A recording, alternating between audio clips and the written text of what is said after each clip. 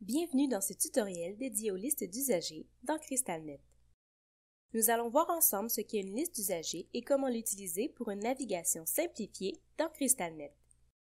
La liste d'usagers est la porte d'entrée de CrystalNet. C'est donc la première page qui s'affiche lorsque vous vous connectez. Cette page d'accueil permet d'accéder rapidement aux informations d'un usager. Pour afficher une liste d'usagers, il faut d'abord la sélectionner dans la liste déroulante. S'il s'agit d'une liste personnalisée, elle s'affichera directement. S'il s'agit d'une liste système, vous devrez effectuer une mise en contexte en faisant un choix pour chaque critère exigé et cliquez ensuite sur « Afficher » pour visualiser la liste correspondante. Il est possible d'effacer les critères en cliquant sur « Réinitialiser ». Si vous souhaitez qu'une liste spécifique soit déjà sélectionnée lorsque vous vous connectez, cliquez sur l'étoile pour définir cette liste par défaut. Cette option est également disponible dans le menu « Administration des listes ». La liste d'usagers présente des colonnes d'information à gauche et des colonnes d'accès à droite. Rappelons que l'affichage de plusieurs colonnes est assujetti à des droits. Il se peut donc que vous ne les voyez pas toutes. Les deux premières colonnes, toutefois, sont permanentes et s'affichent pour tous les types de listes. La première colonne affiche un avertissement relatif à l'usager.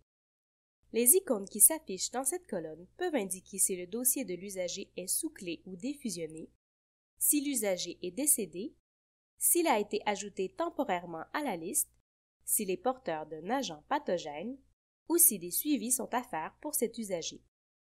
L'icône de l'entonnoir permet de filtrer la liste afin de voir rapidement les usagers pour lesquels un avertissement a été émis ou un suivi doit être réalisé. Pour afficher le filtre, cliquez sur l'icône de l'entonnoir dans la colonne d'avertissement.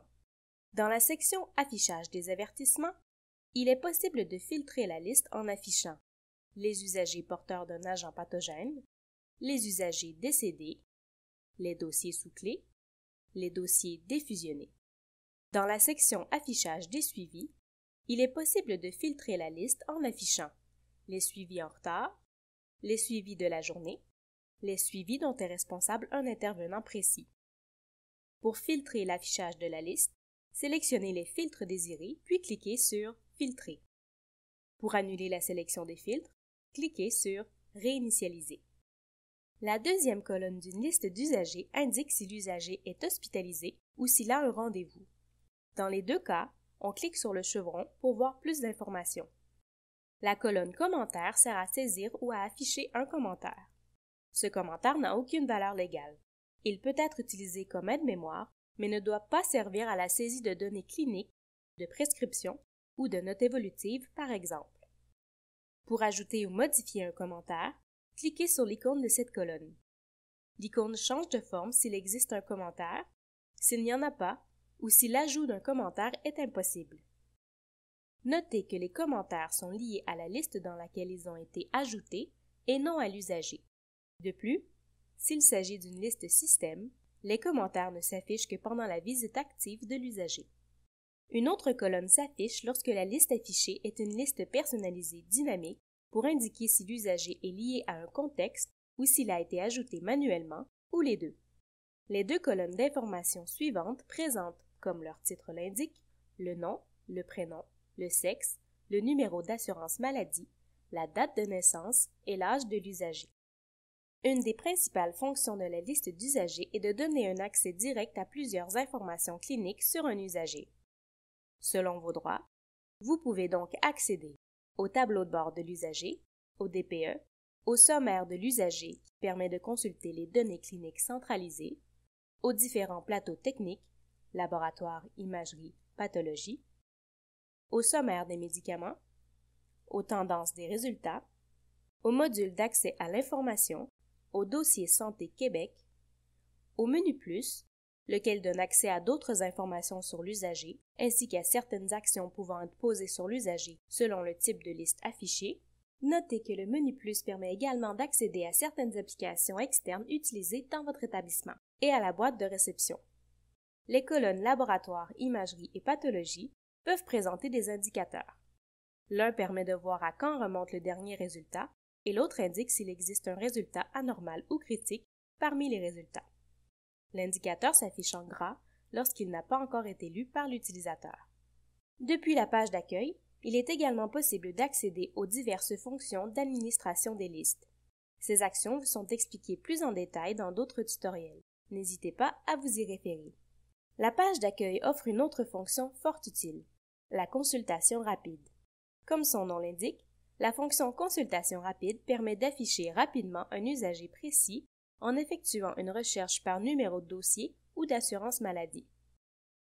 Une fois l'usager trouvé, il est possible d'accéder aux informations de cet usager et même de l'ajouter à la liste courante. Lorsqu'une liste d'usagers s'affiche à l'écran, plusieurs actions sont possibles. Pour notre démonstration, nous utiliserons une liste personnalisée. Tout d'abord, cette barre de recherche permet de rechercher un usager dans une liste en utilisant un ou plusieurs critères de recherche, soit le nom, le prénom, le numéro de dossier et le numéro d'assurance maladie.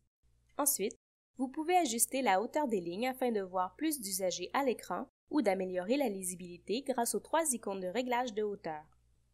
Il est également possible de rafraîchir la liste sélectionnée et, selon vos droits, d'imprimer la liste d'usagers. Lorsque vous cliquez sur l'icône de l'imprimante, une fenêtre s'affiche. Vous pouvez alors choisir si vous souhaitez inclure ou non les commentaires dans la liste imprimée. Au besoin, vous pouvez ajouter un nouvel usager à la liste active.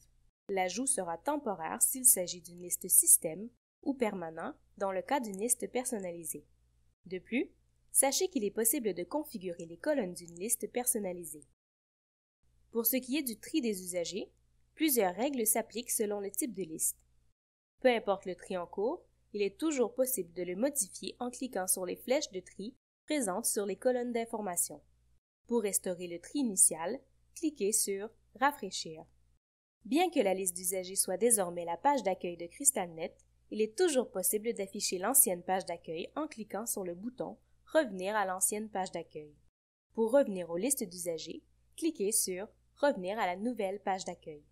Par ailleurs, le fait de cliquer sur le logo de CrystalNet permet toujours d'accéder au menu de gauche où sont présentés tous les modules, peu importe la page d'accueil affichée.